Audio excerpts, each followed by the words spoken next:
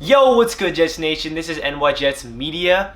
Welcome to my channel. I've noticed that I have a bunch of new subscribers on this channel. I just want to say welcome.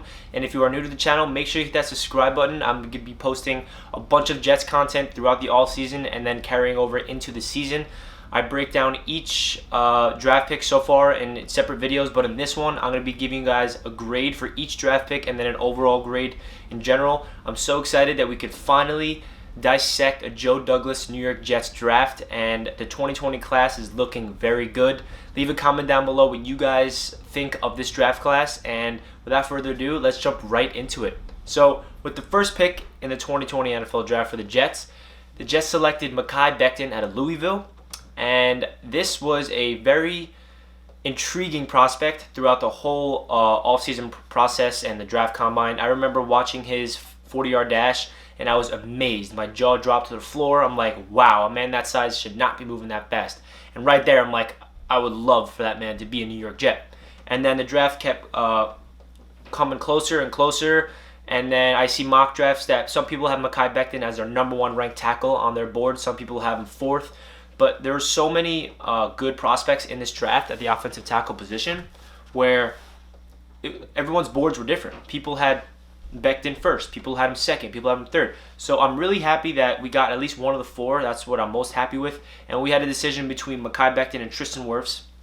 I know a lot of people, some people, wanted Tristan Wirfs over Mekhi Becton, and my argument against that is we need a bona fide left tackle that can be there for the future. We need a franchise left tackle to protect Sam Darnold's blind side. And Tristan Wirfs is more of a guard and right tackle, and he might be the cleaner prospect, but Mekhi Becton's potential is way higher than Tristan Wirfs. Mekhi Becton is a boomer bust type of player. He can either become an absolute dominant all-pro tackle that's healthy and just mauling people, but his floor is, I feel like, a solid left tackle who's injury prone. That's, I feel like, his floor. He can't really get any worse than that because a man that moves that size is insane. And another huge part of Mekhi Becton that I love is his personality. Right when we drafted him, I was following his social medias, looking how he tweets, seeing his Instagram lives, and he's so into it already. He's congratulated almost every single draft pick that the Jets have made on Twitter. He's interacting with Jets fans. He's out there. He's on Instagram live saying, I ain't gonna let anybody touch Sam Darnold, not on my side. And when I see that, I'm like, that's my left tackle. We got a man that's like super, super confident. He says he's the most dominant tackle in this draft. I want that confidence from my left tackle. And he's ready to work. He's relentless. And I'm so excited that Mekhi Becton is a New York Jet. And I give that draft selection a grade of an A because I think that was a home run pick. And I love that Joe Douglas chose Mekhi Becton over Tristan Wirfs because of he sees his potential. And it is very rare to have a man 6'7", 360 pounds move that quick. You know what I mean? It's just not normal. So moving on to the second round selection, this was a very interesting round for us Jets fans to watch. We get to pick 48, and Denzel Mims is still on the board. All of us Jets fans pounding the table. Denzel Mims gets traded back. We're all up and all like, no, we wanted Denzel Mims. What the heck? There's not going to be a receiver left. He's going to go. Who are we going to draft? And then we get back to 59. Denzel Mims is still there, and we draft him.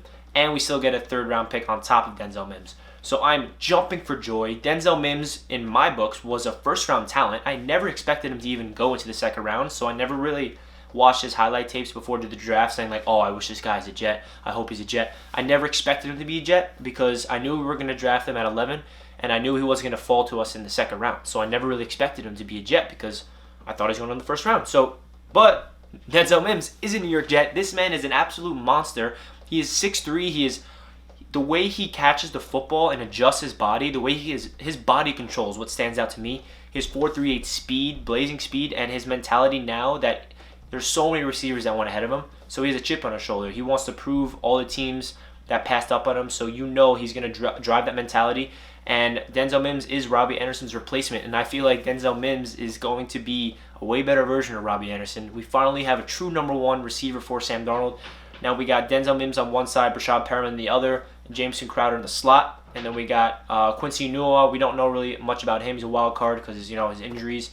And then we got some depth. The one issue I have with, not with Denzel Mims, but the draft in general, I wish Joe Douglas went out there and drafted another wide receiver, but we did sign a bunch of receivers in undrafted free agency. I'm not going to get into any of those players. I'm going to do that in a separate video, so stay tuned for that on this channel. But to get into Denzel Mims, my grade for that is definitely an A. I know I have 2 A's in a row, and I'm trying to make this as least biased as an opinion as a Jets fan.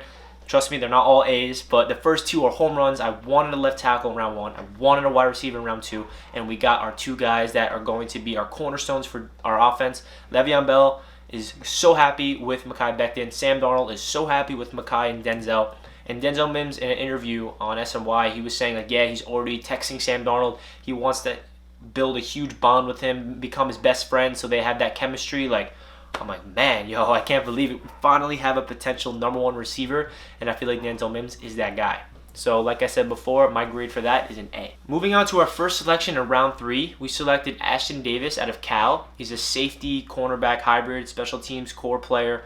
And yeah, so I know I already broke down a bunch of these players in my previous videos, but this one I'm just going to go into more depth and give you guys my grade. So Ashton Davis was an interesting prospect for me because I never expected him to become a Jet. I thought safety position was the last position of need. So my initial reaction was, why the heck do we just get a safety? We have Marcus May and Jamal Adams. But looking back on it and studying film and understanding the depth chart for the Jets, we don't have depth behind Marcus May and Jamal. We need somebody that can step in. We know Marcus May was completely healthy last year, but we don't know about that. Marcus May is also entering his last year of the contract, so he could be gone after this year. If we're going to sign Jamal Adams to an extension, we cannot sign Marcus May, so I feel like Ashton Davis is going to be his replacement. And also, Greg Williams can get so creative with these safeties. We can have Marcus May and Ashton Davis playing safeties in the backfield with Jamal Adams lined up as a linebacker or edge rusher, and like they just lock down the back, and like we have Jamal and the linebacker just tackling people and sacking people. Like that is a scary sight because Ashton Davis is a speed demon. He is a missile waiting to happen. He just comes at you and he hits you so hard. He's so fast, and I feel like him and Marcus May back there covering while Jamal's in the zone or edge rusher or linebacker, any of those positions is a really good thing. So with this grade, I gave Ashton Davis a B just because I feel like it wasn't a position of need. So it's not an A, it's not a home run pick, but I really like Ashton Davis as a prospect, and I feel like Joe Douglas is looking in the long term with this team rather than 2020 season. That's why I feel like Ashton Davis was the pick, because he's looking like, okay, in 2021, 2022, who's going to be my free safety? It's going to be Ashton Davis most likely. So I give that grade B. With our next selection in the 3rd round, Joe Douglas selected Jabari Zuniga out of Florida, edge rusher. And this was an interesting pick for us because of last year when we drafted edge rusher Ja'Kai Polite out of Florida. So it's kind of like a little worrisome for us because Ja'Kai Polite never suited up for the Jets. But I feel like this guy has way more better work ethic, which is huge, and he's not lazy, and that was Ja'Kai Polite's problem. He was injured half the year last year, and I feel like if he played all year, he would have been a top 50 pick, but since he was hurt, he fell down on everyone's board. He's an extremely great talent at the edge rush position, and if he can be healthy, I feel like him and Jordan Jenkins are going to be our edge rushers. And also, Jenkins is on a 1-year deal, so he could be the replacement for Jordan Jenkins in the long term. So I give this draft grade a B+ because it was a position of need at the edge rusher position. And yeah, I like the pick because he has high potential, and you can see the type of character guys that Joe Douglas is trying to draft. People that are relentless and love the game of football, and I feel like this man has the motor to become an elite pass rusher. Well, he has the potential to be an elite pass rusher. I'm not saying he's going to be, and like it's a guarantee. I'm just saying he has the tools and the traits. It's just a matter of, can he put his mind and body together to be successful. And I feel like Greg Williams is going to coach the hell out of this guy. And you know Greg Williams had a say on this draft pick. All the defensive guys that we got, Greg Williams approved of. So you'd like to see that from Greg Williams drafting these guys and giving Joe Douglas his insight and all that type of stuff. So I give this draft grade a B+. And then our next draft pick was pick 101 when we traded down. And this draft pick we flipped to the Patriots for pick 120, 125, and a 6th-round pick in 2021. So we initially traded pick 48 for Denzel Mims, 2 4th-rounders, and a 6th-round pick next year. So that's absolutely insane. Bravo to you, Joe Douglas, because that was a very good trade, and we need as many players as we can. So we traded back, and our first selection in the 4th round was Lamichael Pirine out of Florida, running back. This man is a really good player. I wanted Anthony McFarland, but looking at Lamichael's film, he is a bowling ball physical type of player, and he was pretty slow at the combine. He ran like a 4.6, which is kind of like, that's not fast. I mean, it is fast, but not for running backs. You know what I mean? And but watching his film, he does have a burst. He has breakaway speed. He has 80-yard touchdown runs, and he's more of like a physical runner that will run you over. But he has good balance, so he can break tackles easily. He has good vision, and my personal favorite about him, he's a really good pass catcher. So I feel like Adam Gase is going to utilize him in this offense behind Le'Veon Bell, and he's going to learn behind Le'Veon Bell and potentially develop into our future running back one, because we don't know the future with Le'Veon. He's not going to be here forever. He might not even be here in 2021. So I like this draft pick by Joe Douglas. I really wanted a running back, and I feel like Lamichael can come in and make an immediate impact on this Jets offense. So we need a running game, and if we want to get Sam Darnold cooking, we need to establish a running game with Le'Veon, and I feel like we have the offensive line now way better than last year. So I feel like we can open up some holes for Lamichael and Le'Veon. So let's get this running game going. I'm excited. So my grade for the Lamichael pick was a B+, because I really wanted a running back in this draft, whether it was the 4th round, 5th round, anybody, and I feel like we potentially got a steal in the 4th round. I don't want to hype him up too much, because you never know what's going to happen with this draft. Some people can hype up and then he's a bust. You never know. But I really feel like studying his film, he looks like an NFL type of player. He reminds me of a Sean Green, Chris Ivory type of running back. Those are former Jets, obviously. He's a physical runner and downhill runner. So I'm really excited with that pick. So like I said earlier, that draft grade is a B+. Our next selection in the 4th round was, this was probably my least favorite of them all. I know a bunch of Jets fans could agree with me. We drafted quarterback James Morgan out of FIU. And the reason why it's not my favorite is, one, I feel like we need a bunch of players on this team besides a backup quarterback. That's more important. But obviously, Joe Douglas liked his arm. He has pure arm talent. He's a big arm. He can throw the ball like extremely far, accurately.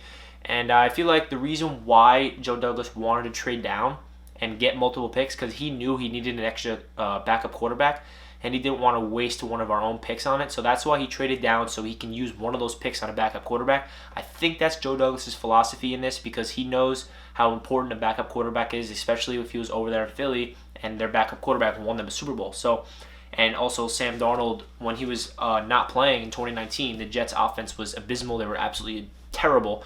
So he knows, like, okay, if Sam Darnold goes down, hopefully Morgan can come in and give us some wins, because we had 0 wins when Sam Darnold's not in the field. So hopefully Sam Darnold's healthy and playing well, where it's not even a question, where he's just playing. We don't have to worry about James Morgan. But hopefully James Morgan can develop and become our long-term answer at that backup quarterback position. I give this draft grade a C+, because I feel like it was a little reach. I feel like we could have got James Morgan a little later, or even a different quarterback. But obviously Joe Douglas sees a lot into this prospect, and he wants him to learn the system and become Sam Darnold's backup. So yeah, that's my draft grade, a C+ for James Morgan. Our next pick in the 4th round, this is one of my favorites. We got Cam Clark out of Charlotte, offensive tackle, offensive guard. And this man is a monster of a human being as well. He's also really good friends with Mekhi Becton off the field, so that's already good that they have good chemistry. They worked out together before the combine, and they're already going back and forth on Twitter saying how hyped they are that they're teammates. So I feel like he was a left tackle on Charlotte, and the film that jumps out to me is his tape against Clemson. He looked like a man amongst boys against elite talent. Obviously, Charlotte does not verse good talent in college, so it was good to see him versus Clemson, and he was dominating them. Absolutely. Like, he was throwing people around. He looked like a solid, like, legit left tackle. He's a raw player. He's not going to be our starting offensive lineman day one. He's going to be a guy that we can develop, and I feel like he's going to transition into an offensive guard. And if he can transition into that and become our long-term answer at left guard, imagine Mekhi Becton at left tackle and Clark at left guard. Those are two maulers. Like, those are two guys that are going to protect the hell out of Sam Darnold and open holes for Le'Veon Bell. So I'm super excited with this pick. This draft grade, I gave it B+, because it is another position of need. The more bodies in the offensive lineman room, the better. Joe Douglas finally got his offensive line that he wanted from free agency. So our offensive line depth is looking like Mekhi Becton at left tackle with a backup of Cameron Clark. And then we got left guard, we got Alex Lewis. And then center, Connor McGovern. Right guard, we get Greg Van Roten and Brian Winters, the backup there, I think. Right tackle, we're going to probably slide George Fant over there, and then our backup is Chuma Edoga. So I really like how much pieces we have in this offensive line. We actually have depth for once.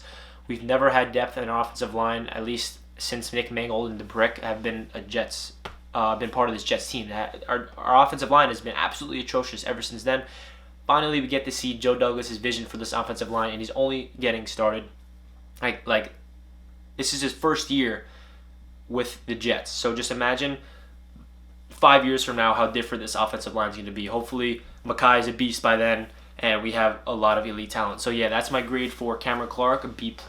Moving on to the 5th round selection, which is probably my favorite out of the day 3 picks, is cornerback Bryce Hall out of Virginia. This man is a 2nd round, 3rd round talent that fell to our laps in the 5th round because of injury concerns. If he was not injured, he easily would have went in the 2nd round because he is a freak talent. He is good size, he has good ball instincts, and he's a ball hawk, and he's physical. So I feel like he could fit Greg Williams' scheme right away, and he's really good at press man-to-man. So I feel like getting a guy like him in the 5th round has a tremendous value because he is a question mark because, injury concerns. But it reminds me of last season when we drafted Bless Austin in the 6th round. Same thing, injury concerns, tore his ACL twice. But he came in and was a beast, and I feel like Greg Williams can, if he's healthy, he can develop Bryce Hall into, he could possibly be our CB1 in the future or even CB2. I really like it, and I like the quality depth players that we have at that cornerback position now. It wasn't really looking that good. I give this draft grade a A- because Bryce Hall, when I was doing mock drafts, I was taking him in the 3rd round, 4th round. We get him in the 5th round. So tremendous value. Excellent pick by Joe Douglas right there. And I am ecstatic that Bryce Hall is a New York Jet. So our first selection in the 6th round, we went out and got the best punter in the draft, Braden Mann out of Texas A&M. And I gave this draft grade a B+. I think it's pretty awesome that the Jets got a punter in the draft. He is the best punter in the draft, like I just said. And Mel Kiper Jr. actually has this guy as a Pro Bowl talent. And I know a bunch of people are like, we don't need a punter. Why do we need a punter? We have so many different holes. But if you look at it in the perspective of if the Jets are in a defensive game and they need to pin someone back, this guy has a heck of a leg, heck of an athlete, and he's an awesome dude. Like I feel like this guy is going to be a fan favorite. He's going to pin some balls deep, maybe even like at the 1 yard line. You never know. So I feel like getting a quality punter is a huge thing because Joe Douglas isn't just looking for offense, defense. He's getting some special teams guys like Braden Mann, and Ashton Davis is going to be a special teamer as well. So I feel like I gave this draft grade a B+ because of his ability to kick the ball. He can even be our place kicker for kickoffs too. But yeah, I really wanted us to draft a kicker, which we did not. But we'll see what Joe Douglas is doing now. It was an absolute nightmare last year with the kicking situation. So that does it for the draft selections for Joe Douglas. Our last 6th round pick in the draft, we actually traded to the Indianapolis Colts for Quincy Wilson, cornerback out of Indianapolis, and he came from Florida. And that's another great trade. I feel like instead of drafting a rookie in the 6th round, he flipped it for an established player that's been in the league for 3 years. I know he wasn't the best cornerback in Indianapolis, but him and Pierre Desir played together, played pretty well when they did press man-to-man. And then when the Colts transitioned to zone, they didn't really play as well because I feel like they're both man coverage guys, and that's Greg Williams' defense right there, press man-to-man. So the more people at that cornerback room, the better. We got some depth now. Our cornerback room was looking pretty deep, actually. So we got Pierre Desir, Bless Austin, Bryce Hall, Quincy Wilson, Nate Hairston, and we got Brian Poole, can't forget him, and Arthur Millette. So those are 7 bodies right there. There's probably some more I'm forgetting. And those are some quality depth players for the cornerback position. We were injured all over the cornerback room last year, so it's good to see some bodies, and I'm really excited to see Greg Williams get his hands on this defense again and just pull some strings. So that wraps it up for my grades. I'm going to give you guys now my overall grade for the draft. My overall grade is a B+ in general, and the reason behind that is because we tackled the needs we needed the most, which is offensive lineman, wide receiver, cornerback, and edge. The reason why I'm not giving it an A is because I wish the Jets went out there and drafted another wide receiver, because I feel like pairing Denzel Mims up with another rookie would have been nice because this is such a deep wide receiving class. And I'm a little disappointed we did not get another one, but we did sign a bunch of receivers in undrafted free agency. I'm not going to get into those yet. Like I said, I'm going to do that in a separate video. But yeah, so I'm giving this a B plus. I feel like I'm not giving it an A also because we reached at the quarterback position and we got James Morgan in the fourth round. That's why it's not an A for me. Those two things, if those two things didn't happen, if we got a wide receiver and we didn't draft a quarterback in the fourth, maybe we draft a quarterback in the fifth or sixth, this probably would have been an A minus grade for me. Leave a comment down below what you grade this draft class for Joe Douglas and the New York Jets. I'm super excited to finally dissect these draft prospects that the Jets have, and I'm excited to get into rookie minicamp. I know it's going to be different; it's going to be all virtual now, but I'm excited to see what's going to happen. So, like I said, leave a comment down below what you guys thought of this draft class, and make sure you hit that subscribe button if you're new to the channel, and also check me out on Twitter at NYJetsMedia if you ever want to talk Jets football. I'm always there to talk. With that being said, let's go Jets! I'll catch you guys in my next video. Peace.